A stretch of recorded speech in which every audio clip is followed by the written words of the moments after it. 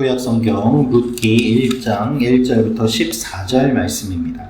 사사들이 치리하던 때에 그 땅에 흉년이 드니라. 유다 베들레헴의 한 사람이 그의 아내와 두 아들을 데리고 모압 지방에 가서 거류하였는데 그 사람의 이름은 엘리멜렉이요 그의 아내의 이름은 나오미요 그의 두 아들의 이름은 말론과 기럧이니 유다 베들레헴 에브랏 사람들이더라. 그들이 모압 지방에 들어가서 거기 살더니 나오미의 남편 엘리멜렉이 죽고 나오미와 그의 두 아들이 남았으며 그들은 모압 여자 중에서 그들의 아내를 맞이하였는데 하나의 이름은 오르바요 하나의 이름은 룻이더라. 그들이 거기에 거주한 지 10년쯤에 말론과 기럧 두 사람이 다 죽고 그 여인은 두 아들과 남편의 뒤에 남았더라.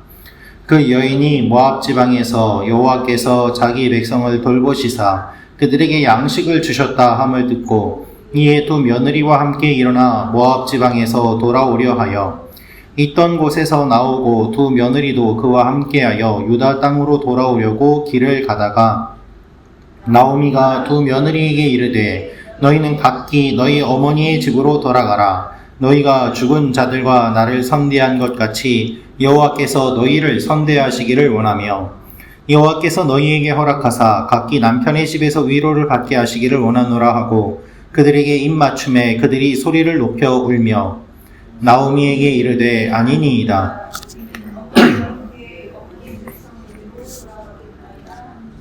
나오미가 이르되 내 딸들아 돌아가라. 너희가 어찌 나와 함께 가려느냐. 내 태중에 너희의 남편 될 아들들이 아직 있느냐. 내 딸들아 되돌아가라. 나는 늙었으니 남편을 두지 못할지라. 가령 내가 소망이 있다고 말한다든지 오늘 밤에 남편을 두어 아들들을 낳는다 하더라도 너희가 어찌 그들이 자라기를 기다리겠으며 어찌 남편 없이 지내겠다고 결심하겠느냐. 내 딸들아 그렇지 아니하니라. 여호와의 손이 나를 치셨으므로 나는 너희로 말미암아 더욱 마음이 아프도다 하매 그들이 소리를 높여 다시 울더니 입맞추되 롯은 그를 붙쫓았더라. 아멘. 오늘 말씀은 룻기입니다. 오늘 말씀은 한 가정의 이야기이자 한 가정의 이야기일 뿐 아니라 한 민족의 이야기 그리고 하나님 나라 구원의 이야기입니다. 오늘 말씀을 통해서 우리가 알 수 있는 첫 번째는 하나님의 백성들에게 어려움이 찾아옵니다 라는 것입니다. 하나님의 백성들에게 어려움이 찾아옵니다.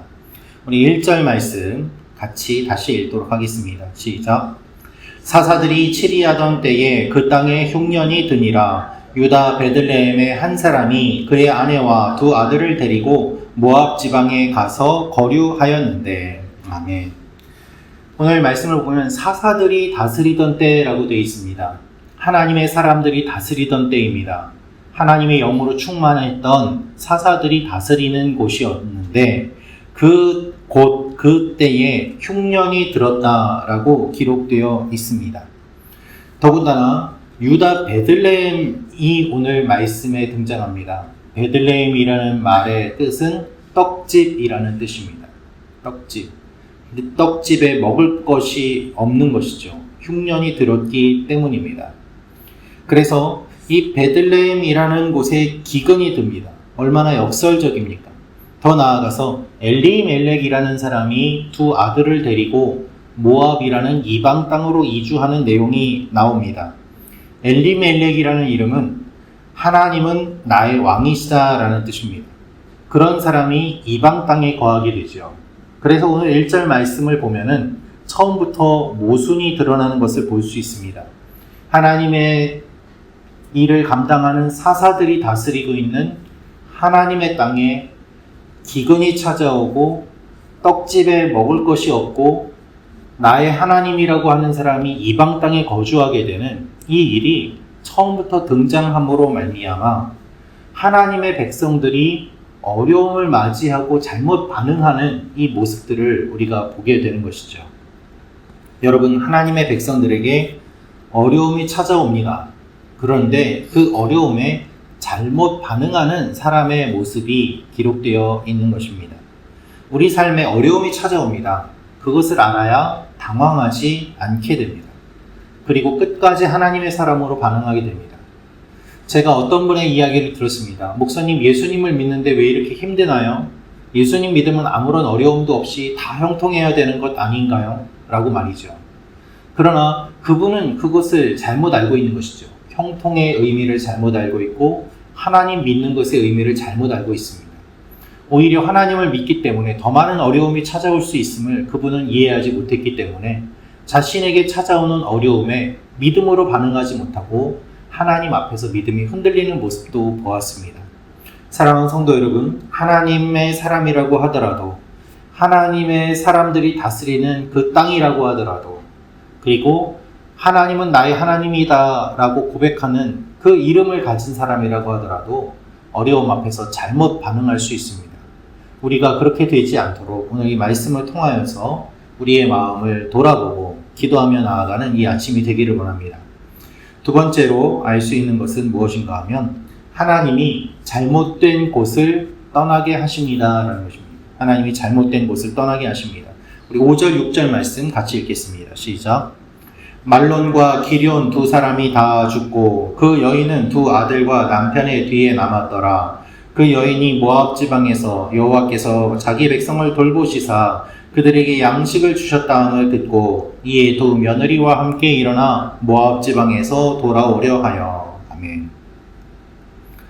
기근이 찾아오자 엘리멜렉이 자기의 아들들과 아내 나오미를 데리고 모압 땅에 거주하게 되었습니다.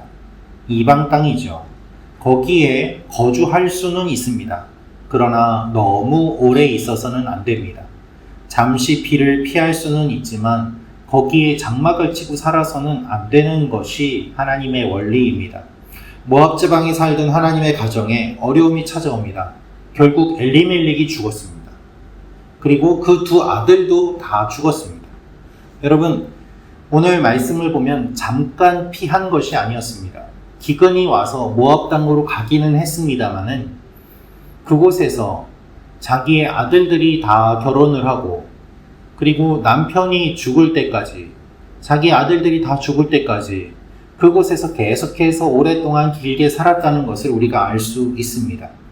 아예 정착하고 사는 상황이 되었고 하나님의 사람이 하나님이 주신 땅이 아니라 다른 곳에 가서 그것도 기근을 피해서 그곳으로 갔는데 기근이 계속되었던 것도 아니었고 그들이 어려움을 계속 겪는 것도 아니었음에도 불구하고 그들은 바로 돌아올 생각을 하지 않고 그 모압 땅에 계속 거주하였기 때문에 아픈 결과를 맞이하게 됩니다.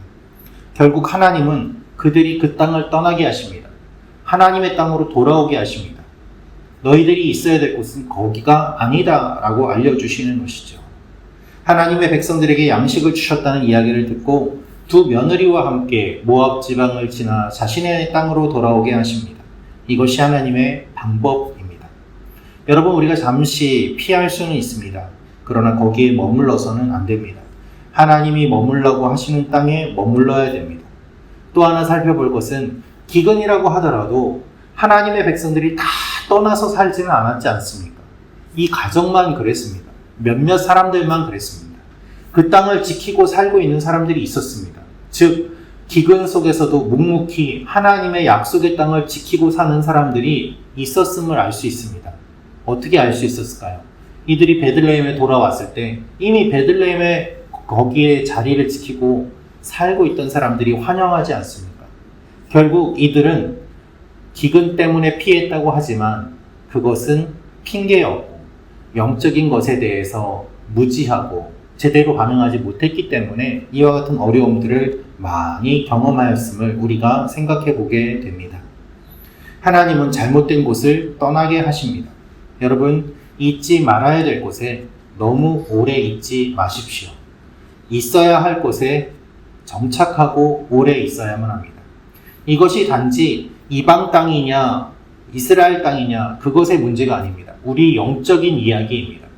하나님께서 아무리 홍콩 땅이라고 하더라도 미국이라고 하더라도 어느 나라라고 하더라도 거기에 있어라 하면 있어야 되는 것입니다.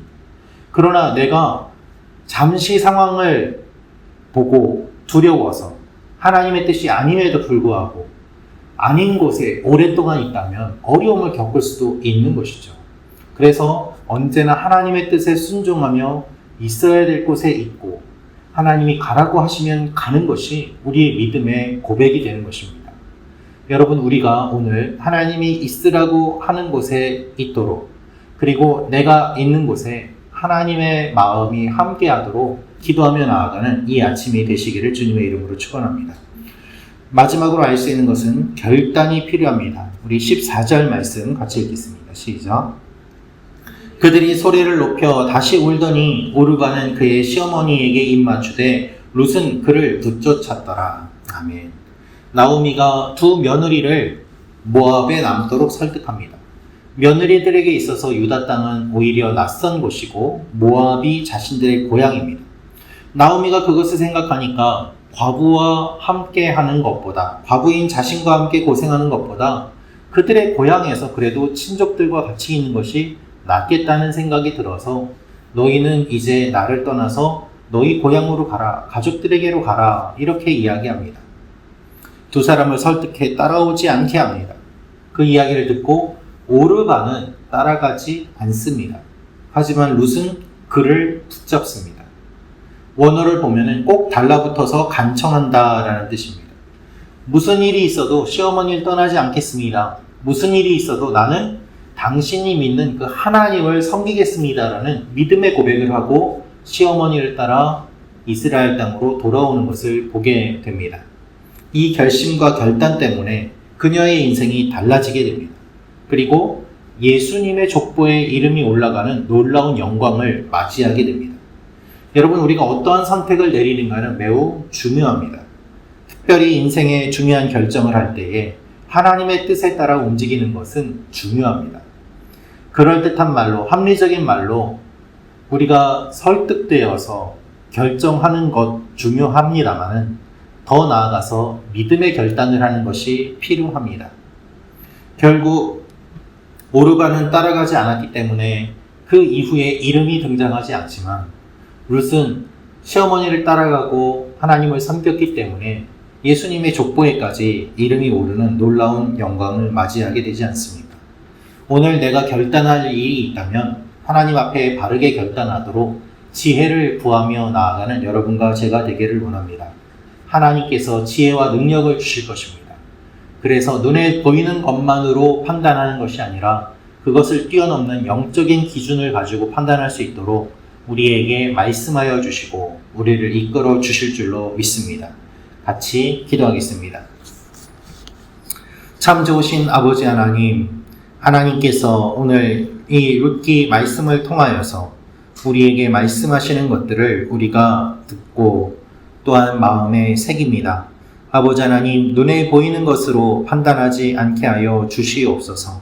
우리가 있어야 될 곳에 있게 하여 주시고 애매하게 받지 않아도 되는 고난을 우리의 잘못된 결단으로 받는 것이 아니라 지혜롭게 선택하고 결단함으로 말미암아 하나님의 은혜와 복을 받는 하나님의 사람들이 되게 도와 주시옵소서.